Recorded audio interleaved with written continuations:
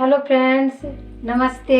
मैं अपनी कुछ कहानियाँ जिसमें कई 14-15 साल का एज का कुछ बता रही हूँ। कैसे कैसे मैं सिलाई सीखने का कोशिश की, कैसे मेरे दिमाग में आया कि सिलाई भी सीखना चाहिए।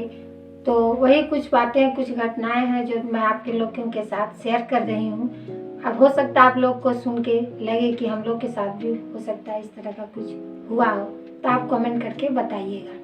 तो कुछ इस तरह की बात है। मेरा 14-15 साल का एज था उस समय करीब मैं बोर्ड परीक्षा दे ली थी, और उसमें का बिहार बोर्ड रहता था हम लोग का। 1 साल के बाद रिजल्ट आता था, तो उसमें कहीं एडमिशन तो होता नहीं था। तो हम सोचे कि नहीं, इसमें सिलाई सीख लेना ज़रूरी है। अगल बगल में आंटी लोग सिलाई करती थी, तो माँ थोड़ा देखने जाती थी, तो उन लोग मतलब बताती नहीं थी, दिखाती नहीं थी, बताती नहीं थी। हमको बहुत बुरा लगता था कि माँ मतलब थोड़ा पूछ रही है तो थोड़ा अच्छा से बता दे, तो अच्छा नहीं लगता था। नहीं बताती तो मेरा दिमाग में बात चलते रहता था, रुको किसी दिन हम सीख करके ही दिखाएंगे, इसे छोड़ने वाले हम नहीं हैं। बस जब जिस दिन से मैं जाने लगी वहाँ सीखने के लिए, तो आंटी बोल रही है कि लगता तो तुम पहले से सीख के आई है, तुरंत तुम्हारा इतना परफेक्ट बन कैसे जा रहा है।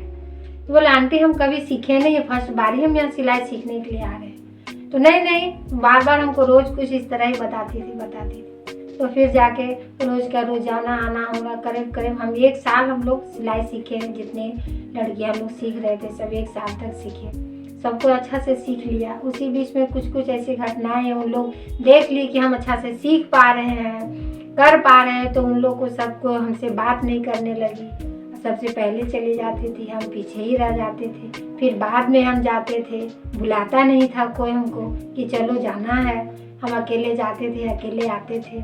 और घर में मम्मी लोग भी मुझे प्रोत्साहित करते रहती थी, नहीं जाओ बेटा सीखेगी, जाओ हम लोग को जाने दो, तुम जाओ सीख जाएगी। इस तरह करके हम भी जाने लगे, सीखने लगे। उसके पहले थोड़ा बुनने का बहुत शौक रहता था। माँ लोग बुनाई करती थी, स्वेटर बनाती थी, तो हमको भी मन करता था कि चलो भाई हम भी थोड़ा सा बीनते करके हम बहुत 13-14 की उम्र में ही स्वेटर बनाने लगे थे। माँ भी बनाती थी, हम भी बनाते। लेकिन अभी का समय ऐसा आ गया है कि कौन स्वेटर बनाता है, चलो रेडीमेड खरीदते हैं और रेडीमेड पहनते हैं। तो अभी हम लोग का भी बुनना वगैरह छूट गया है।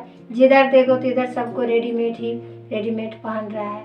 इसलिए यदि आपकी बच्चियाँ अभी कुछ सीखना चाहती हैं, लड़का और लड़की, कुछ उनके हाथ में कुछ हुनर है, वो करना चाहते हैं, तो उन्हें प्रोत्साहित करना चाहिए, करने देना चाहिए, उनका मनोबल बढ़ाना चाहिए।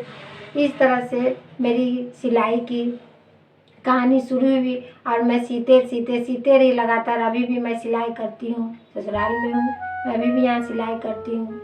और मतलब सिलाई में मैं ज़्यादा समय नहीं दे पाती हूँ, 1-2 घंटा ही मैं अपनी दुकान में बैठती हूँ। उतना में जो कस्टमर आए, सिलाई हुआ, बस हो गया। मतलब बेकार के किसी के सामने बैठ के इधर से उधर का चुगली करने से अच्छा है कि अपना उस वक्त को हम उस समय को कुछ ऐसा काम में लगा जिससे हमें प्रॉफिट भी हो।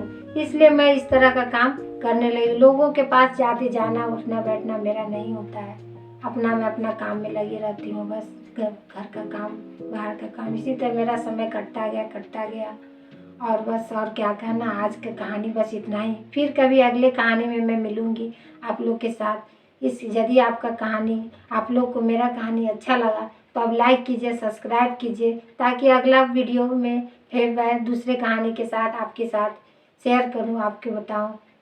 नमस्कार।